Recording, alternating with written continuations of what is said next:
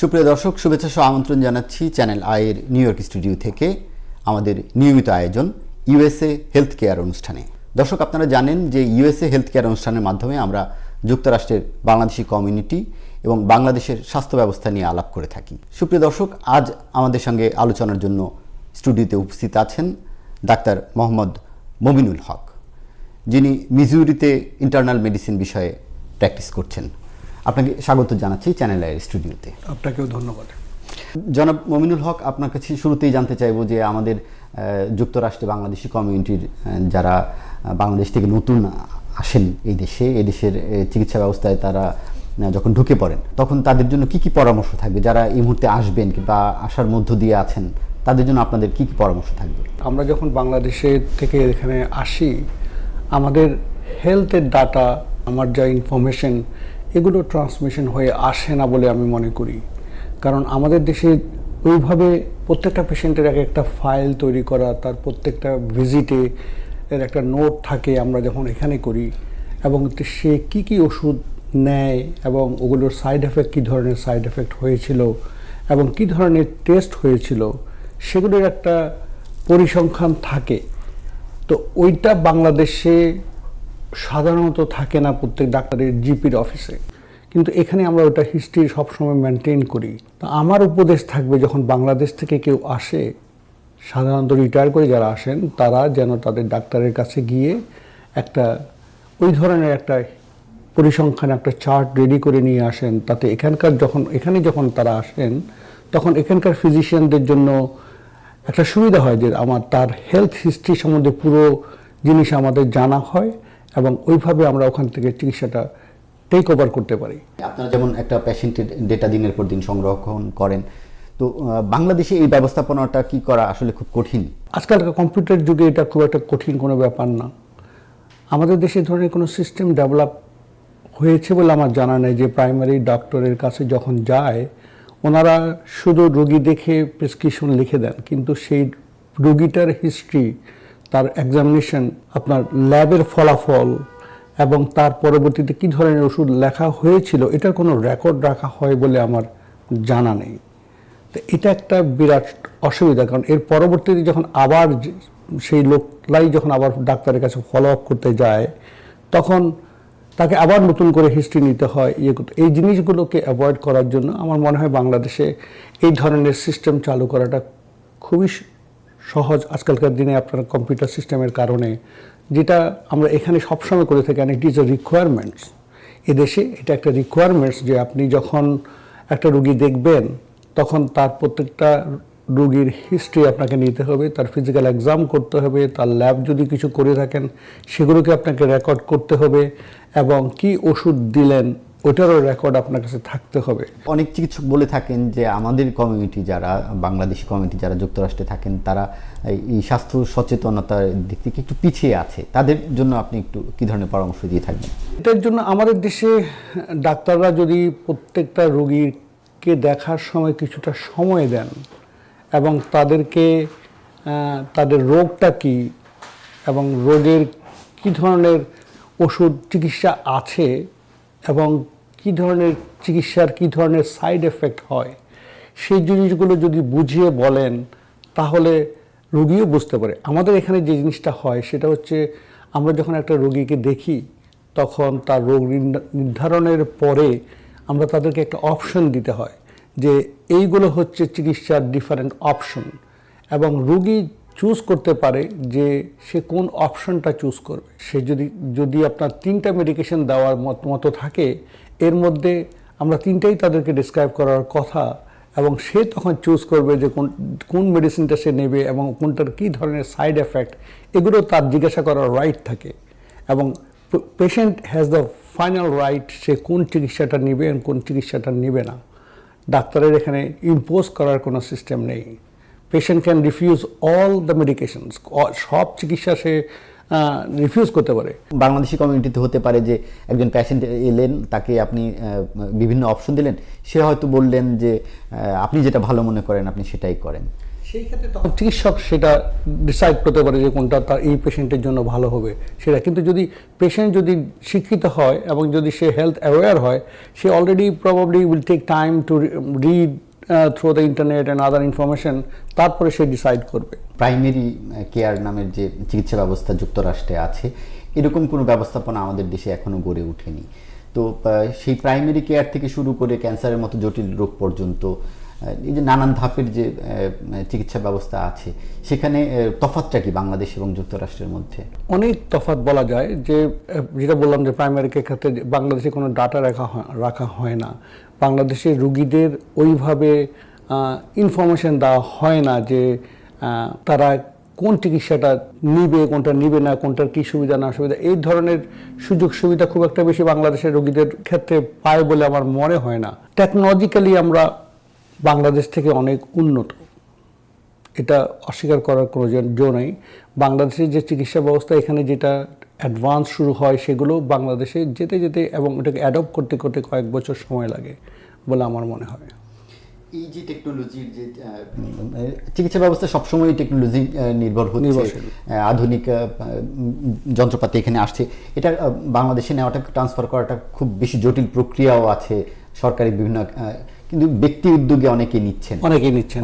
এবং যেসব প্রাইভেট সেক্টরে যেসব হসপিটালগুলো হচ্ছে, ওরা খুব শীঘ্রই বাইরে টেকনোলজিকে অ্যাডাপ্ট করছে, সুতরাং সেদিক থেকে বাংলাদেশ এগিয়ে যাচ্ছে বলে আমি মনে করি। আপনি চট্টগ্রাম মেডিকেল কলেজের স্টুডেন্ট ছিলেন, তো শিক্ষা ব্যবস্থাটা এই দেশের আপনার অভিজ্ঞতা আছে প্রায় 3 দশকের। তো মানে চিকিৎসার জন্য যে শিক্ষা ব্যবস্থা, সেই শিক্ষা ব্যবস্থাটা বাংলাদেশে কেমন কিংবা এখানে কেমন? আমি মনে করি যে বাংলাদেশের স্টুডেন্ট আমলে আমরা যে জিনিসগুলো পড়াশোনা করেছি, সেখানে আর এদের মধ্যে খুব বেশি ডিফারেন্স নাই। আমি বাংলাদেশে চিটাং মেডিকেল কলেজ থেকে পড়াশোনা করে প্রথম বাংলাদেশে কয়েক বছর কাজ করি বান্দরবনে, কক্সবাজারে, তারপরে আমি আসলে ইরানে চলে যাই। ইরানে প্রায় 4 বছর কাজ করি, তারপরে আমেরিকায় আসি। আমেরিকাতে হেলথ সিস্টেমে ঢোকার জন্য আমাদের আবার আমেরিকান ডাক্তারদের মতো, স্টুডেন্টদের মতো আমরা ইউএসএমএল এক্সাম দিতে হয়।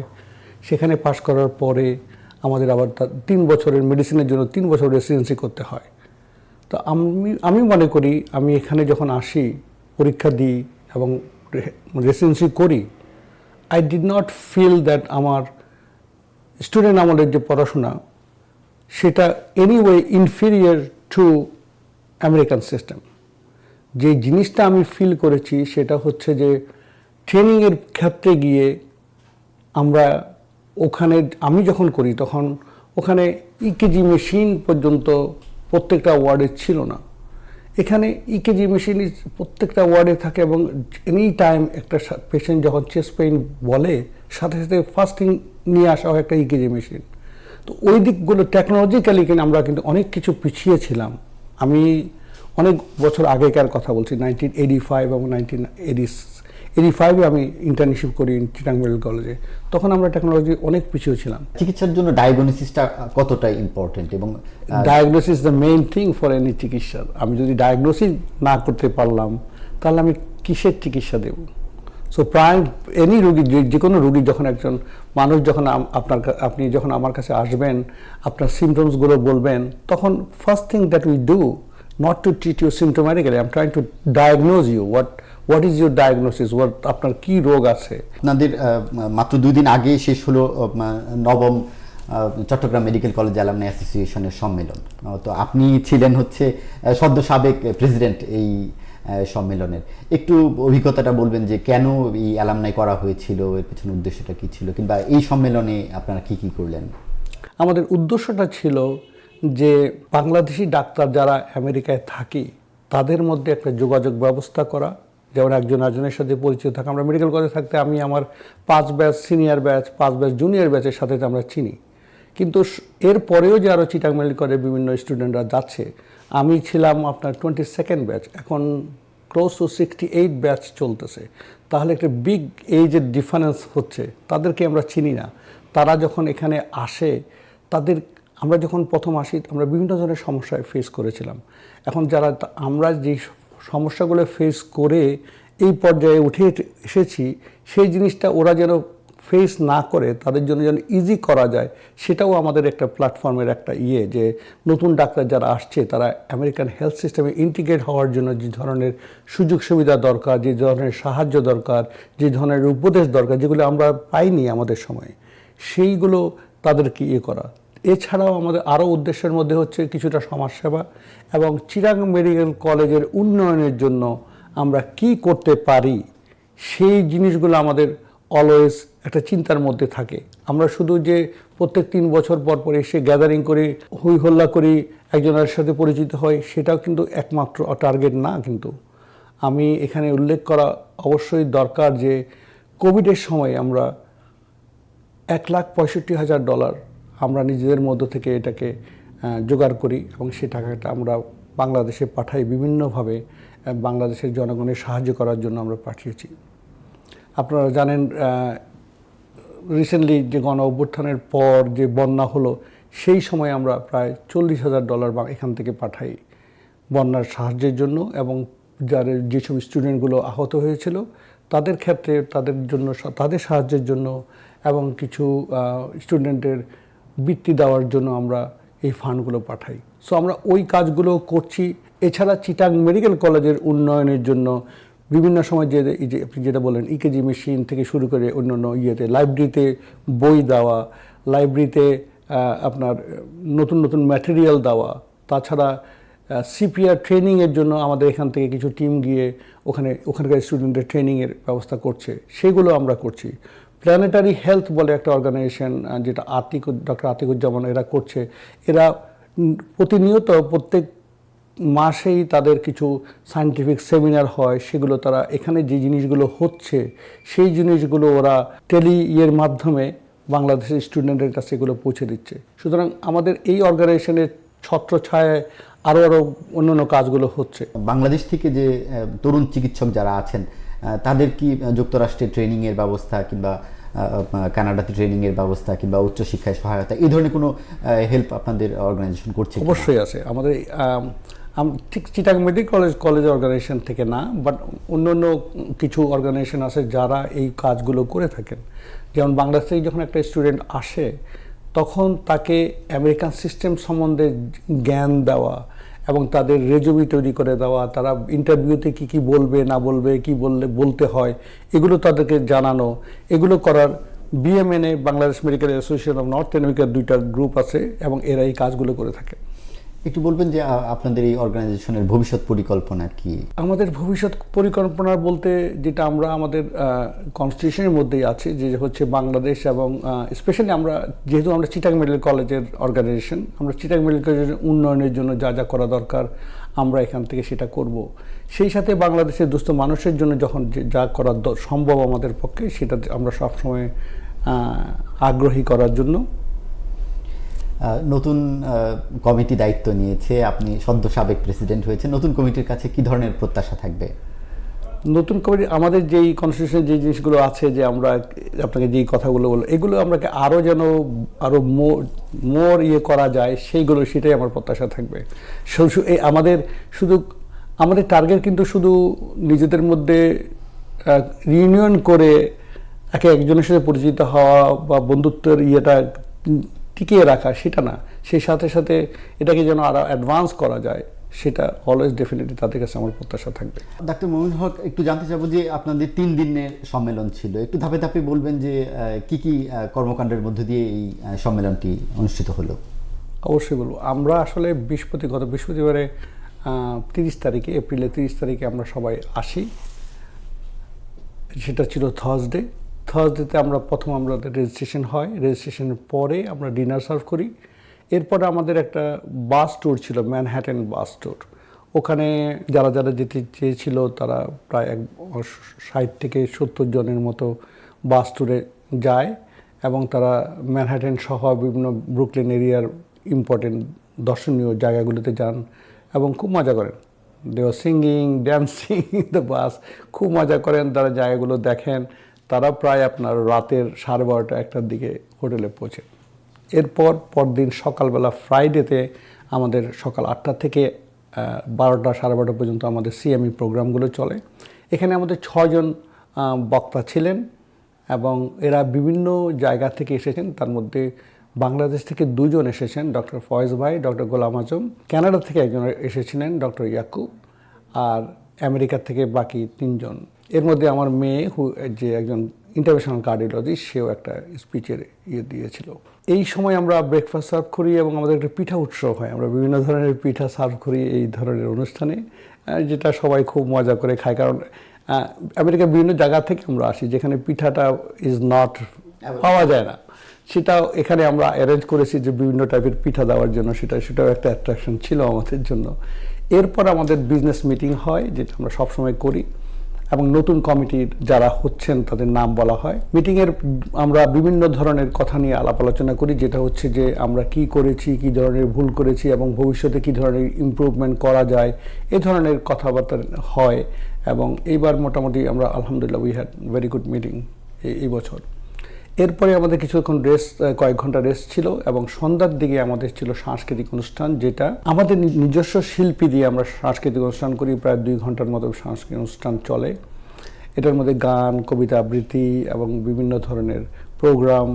আমরা চট্টগ্রাম মেডিকেল কলেজের একটা সুন্দর প্রোগ্রাম এবার করি, সেটা হচ্ছিল যে আপনার লাভ লেনে, যেখানে আমাদের ছেলেমেয়েরা যখন পড়াশোনা করে একজন একজনকে পছন্দ করে, করে, এবং তাদের লাইফের উপর একটা ছোট্ট শর্ট ছিল, তারা কি করে না করে ওইগুলো। তো ওইটার নাম দিয়েছিলাম আমরা লাভ লেন। তো সেটা আমরা খুব উপভোগ করি, সবাই খুব উপভোগ করে। এরপর ওই দিনের প্রোগ্রাম ওখানে শেষ হয়ে যায়। স্যাটারডেতে আমরা সকালবেলা ব্রেকফাস্ট সার্ভ করি। ব্রেকফাস্টের পরপরই আমরা ক্রুজে যাই, যেটা আপনার এই ম্যারিনা থেকে শুরু হয়।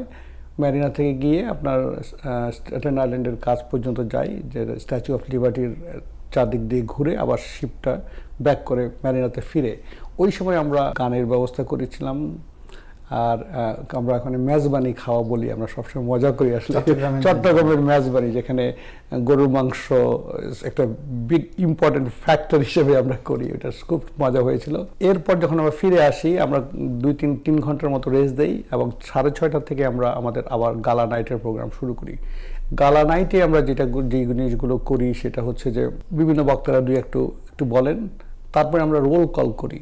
রোল কলটা হচ্ছে যে আপনার প্রত্যেকটা ব্যাচ ওয়াইজ সেটা স্টেজে তোলা হয় এবং প্রত্যেকে তাদের নাম, কোন ব্যাচ, তারা কোথায় থাকেন, কি করেন, এইগুলো বলেন। আর যারা তাদেরকে চিনেন না, ওইখানে জানার সুযোগ সুবিধা হয়, এভাবে পরিচিত হয়। এইটার পরে আমরা আমাদের যেটা যদি কাউকে অ্যাওয়ার্ড দেওয়া হয় ওই বছরের কমিটির পক্ষ থেকে, ওইটা আমরা ডিক্লেয়ার করি। এবং এই বছর আমাদের ডক্টর শামস শাকিল আমাদের অ্যাওয়ার্ড পেয়েছিলেন এবং ডক্টর ফয়েজ আহমেদ, উনি ডক্টর মোহাম্মদ ফয়েজ বাংলাদেশ থেকে এসেছিলেন, উনি গত বছর অ্যাওয়ার্ড পেয়েছিলেন। তো উনি গত বছর ছিলেন না এখানে, তো এই বছর আমরা ওনার অ্যাওয়ার্ডটা ওনাকে দিতে পারি সামনাসামনি। রোল কলের পরে আমরা ডিনার সার্ভ করি। ডিনারের পরে সাংস্কৃতিক অনুষ্ঠান ছিল আমাদের। এবার সামিনা চৌধুরী আসছিলেন, উনি সাংস্কৃতিক অনুষ্ঠান পরিবেশন করেন। এরপর আমরা নতুন কমিটিকে পরিচিতি করিয়ে দিই, যারা এবার সামনে আসছে। ডক্টর রুমি আহমেদের কমিটি, সেটাকে স্টেজে তুলে পরিচয় করিয়ে দিই এবং এর পরবর্তীতে আমরা একটা কেক কাটি। এরপরে আবার ওই সাংস্কৃতিক অনুষ্ঠান চলতে থাকে প্রায় রাতের 12টা পর্যন্ত। তারপরে ওই সাংস্কৃতিক অনুষ্ঠানের শেষ দিয়েই আমাদের রিউনিয়নের শেষ হয়। কিন্তু এর মাঝে মাঝে আমাদের যেখানে পরে আড্ডা মারা, ছবি তোলা, এগুলো কন্টিনিউয়াসলি আমরা ফেসবুকে বা বিভিন্ন মিডিয়াতে আপলোড করি। একজনের সাথে কথা বলি, যার যে এক্সপিরিয়েন্স সেগুলো বলি। আমার পরবর্তী বক্তা নিশ্চয়ই আপনাদেরকে তার এক্সপিরিয়েন্স সম্বন্ধে বলতে পারবেন।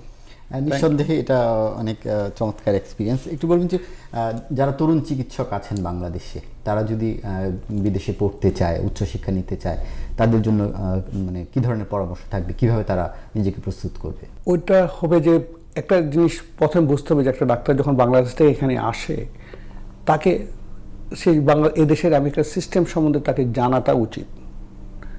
জানার পরে তাকে বুঝতে হবে যে এখানে আসার পরে তার ডিগ্রিটা কিন্তু এখানে আমরা আমেরিকান সিস্টেম রিকগনাইজ করে না। তাকে আবার তার ডিগ্রিটাকে এখানে নতুন করে রিকগনাইজ করাতে হবে। সেটা কি করে করাতে হবে? সেটা হচ্ছে যে তাকে এখানকার সিস্টেমের মধ্যে আসতে হলে USMLE, United states medical licensing exam, তাকে পাশ করতে হবে। আগে যেটা ছিল সেটা হচ্ছে যে আমরা যখন প্রথম আসি এখানে, সেই সময় USMLE এটা শুরু হয় মাত্র। তখন আপনি অল্প মার্ক পেলেও আপনি পেয়ে পাস করলেও আপনি আমেরিকান সিস্টেমে ঢুকতে পারতেন। এখন কিন্তু সেই জিনিস না, ইট ইজ ভেরি কম্পিটিটিভ নাও। যারা আসে তারা 95-এর উপরে মার্ক না পেলে শুধু পাস মার্ক দিয়ে আমেরিকান মেডিকেল সিস্টেমে ঢোকা যাবে না। সেই জন্য আমি প্রত্যেকটা আমার ফ্রেন্ড সার্কেল এবং যারা নতুন আসে তাদেরকে এটা বলি যে তোমরা until and unless you are confident than you are going to get 95 and above, do not sit for exam. কারণ একবার যদি আপনি পরীক্ষাতে বসেন, পরীক্ষা পাস করেন, আপনি জাস্ট মিনিমাম মার্ক পেয়ে এটার কোনো আরেকটা দিয়ে আমি এটাকে মার্ক ভালো রিকভার কোনো সিস্টেম নাই। সুতরাং একবার আপনি যে মার্কটা পেলেন, it is fixed in your file. সুতরাং যতক্ষণ পর্যন্ত না 100% শিওর যে আপনি you are going to get very good mark, ওইটা পরীক্ষাতে না বসাটাই ভালো। এটা একটা ব্যাপার। এরপরে হচ্ছে যে আমেরিকান সিস্টেমে ঢুকতে হলে যে জিনিসগুলো দরকার, আর আপনার রেসিডেন্সি পাওয়ার জন্য যে কোথাও ট্রেনিং করা, আমেরিকা হেলথ সিস্টেমের সাথে অ্যাকোয়েন্টেড হওয়া, এটা ভেরি জরুরি। ওইসব ক্ষেত্রে কিন্তু আমরা সাহায্য করতে পারি। আমরা আপনাকে রেসিডেন্সি নিয়ে দিতে পারবো না, বাট আপনাকে রেসিডেন্সি পরীক্ষার জন্য এবং ওখানে ইন্টারভিউর জন্য যে জিনিসগুলো ওটাকে প্রিপেয়ার করার জন্য আমরা আপনাদের সাহায্য করতে পারবো। এই দিকটা আমরা সাহায্য করতে পারবো। কারো যদি কোনো ফাইন্যান্সিয়াল থাকে সেখানে আমরা সাহায্য করতে পারবো। যেমন আপনাকে বলতে হবে যে আমরা এই যে রিউনিয়ন করেছি, আমাদের মধ্যে অনেকগুলো স্টুডেন্ট ছিল যাদের অ্যাবিলিটি ছিল না ফাইন্যান্স করার জন্য, এখানে যে খরচগুলো বহন করার, আমরা আমাদের কমিটি থেকে এই খরচগুলো বহন করেছি। সুতরাং আমরা we try to help each other in any way. আমরা যে কষ্টগুলোর মধ্যে দিয়ে গেছি, আমরা চাই না আমাদের ছোট ভাইরা আসুক বা আমাদের সন্তান তুল্য যারা এখন প্রায় 60 বছরের 50 বছরের ডিফারেন্স, ওরা যেন এই সমস্যার মধ্যে না পড়ে। সেজন্যই বলা হয় যে চিকিৎসা একটি সেবা, এবং আপনারা সেই অনন্য উদাহরণ কিন্তু তৈরি করেছেন। এটা নিঃসন্দেহে অনেক গর্বের বিষয় যে চট্টগ্রাম মেডিকেল কলেজ এর শিক্ষার্থীরা যুক্তরাষ্ট্রের মতো দেশে এসে প্রতিষ্ঠিত হয়েছেন এবং তারা তাদের জুনিয়রদের জন্য অনেক কিছু করছেন। সুপ্রিয় দর্শক, আমাদের ইউএসএ হেলথ কেয়ারের আগামী পর্ব দেখার আমন্ত্রণ জানিয়ে শেষ করছি আজকের মতো। ততক্ষণ ভালো থাকবেন সবাই।